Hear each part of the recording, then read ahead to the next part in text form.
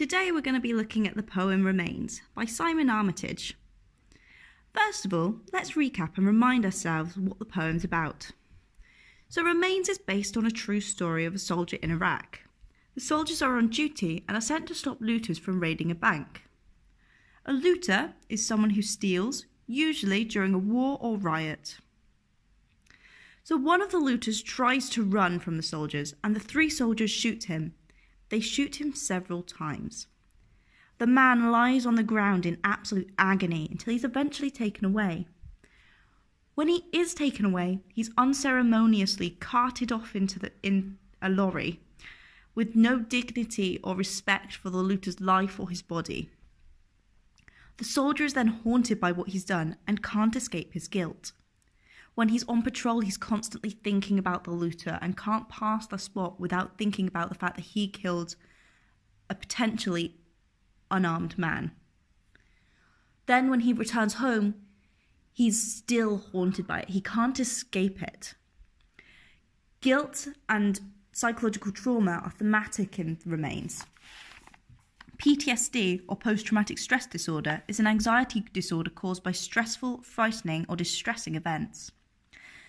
Symptoms include nightmares, flashbacks, feelings of isolation, irritability, guilt, and insomnia.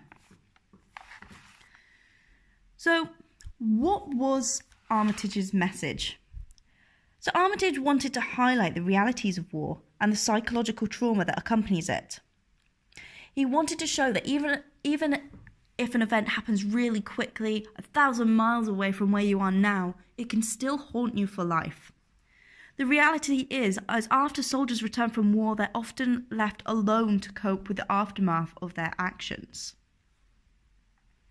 So, Remains. What does it mean? So Remains has a couple of definitions, one of which is a body after death.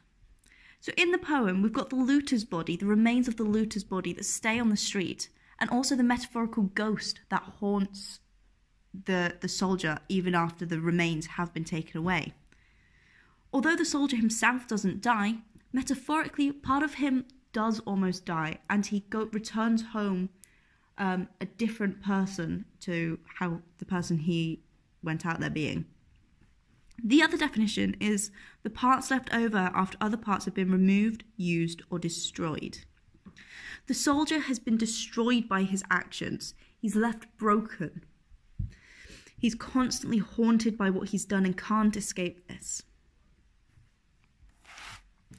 In the poem, Armitage uses repetition of probably armed, possibly not, and creates a cyclical structure.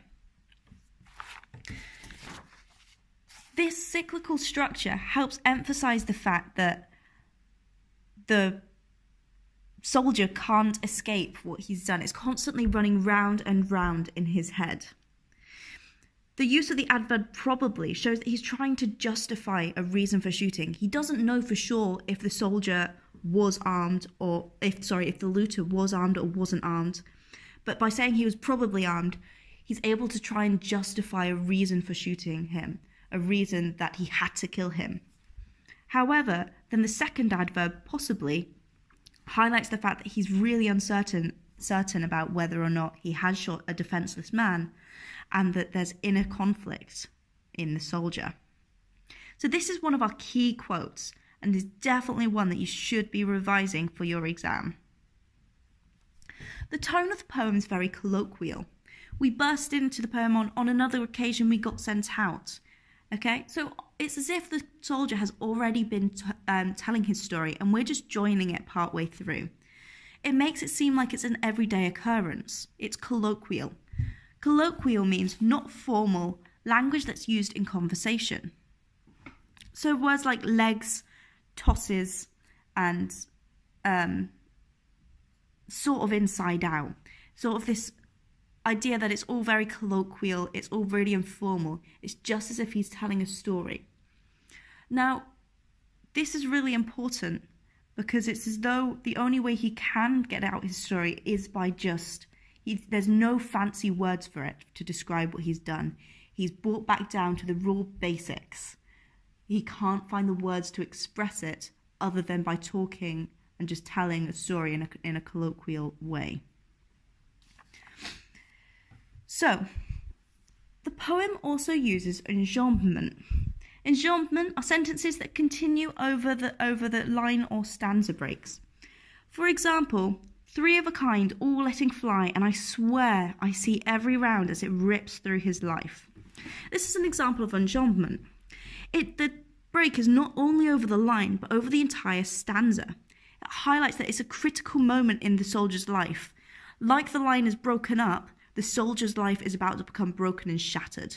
Okay, so after he's seen it ripping through his life, the soldier will never be the same again.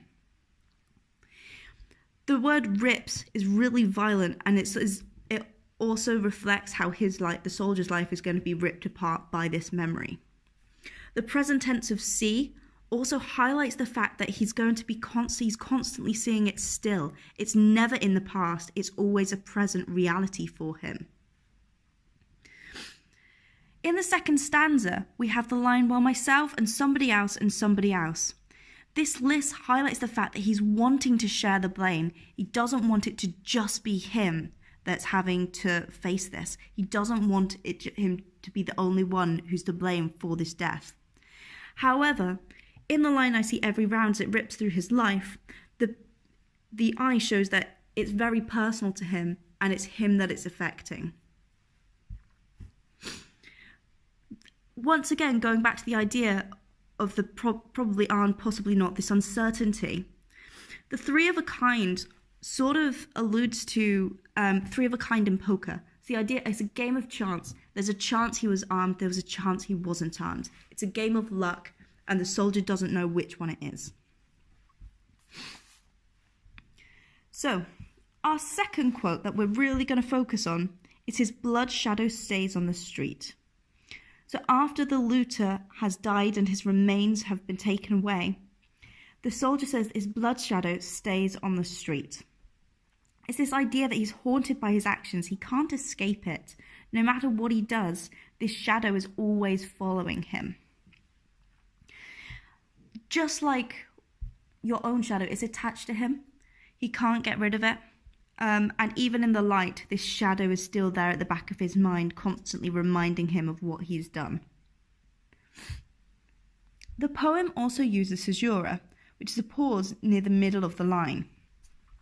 So this can be seen, then I'm home on leave, but I blink. The break after leave shows that he thinks that it's going to be over. He thinks when he goes home, he won't have to think about it anymore. However, the but I blink shows that he is constantly reminded of it. He can't escape it. This is highlighted even further by, again, the use of enjambment, but I blink, continue it into the next stanza, and he bursts again through the doors of the bank. This idea that it's never ending, it's continuous. He doesn't get a break from it. The verb burst as well is really violent and suggests that he's got no control over these thoughts, these flashbacks. He has no control over his emotions. Armitage again then repeats the probably are and possibly not, bringing back that cyclical structure. It reflects the uncertainty and also shows that he can't escape it. It's never ending, okay? It's like a cycle. He's trying to flush it out with drinks and drugs, but he can't escape it. The final line that we need to focus on is his bloody life in my bloody hands. Now, first of all, I'd like us to focus on the word my. As stated earlier, in the second stanza, he lists off people, myself and somebody else, highlighting that he doesn't want to take the blame. However, in this line, the my shows an ownership. He accepts that he's to blame and he feels really guilty about it. The bloody hands is almost reminiscent of Macbeth, the idea of not being able to remove the metaphorical blood from your hands, that the guilt stays with you. Also, the literal blood of the looter as it stained the floor. And the repetition of bloody, again, highlights the reality of war, and this perhaps like the blurring of the bloody life into his bloody hands, this idea that the looter is stained into the memory of the soldier. Okay, so what poems could we compare Remains to? Well, a key poem that we need to remember is War Photographer. Both discuss the psychological trauma of being in a war zone. They both discuss memory and the fact that you can be constantly haunted by what you see. We also need to think about Ozymandias. So when we're talking about, if we're comparing Ozymandias and Remains, we can make links about memory. So in Remains, the memory is a very key theme because the soldier cannot forget what he's done. In Ozymandias, the memory of Ozymandias is faded over time, and that the memory isn't seen as such a powerful thing compared to nature. So hopefully that's been helpful for you, and that is Remains in a nutshell.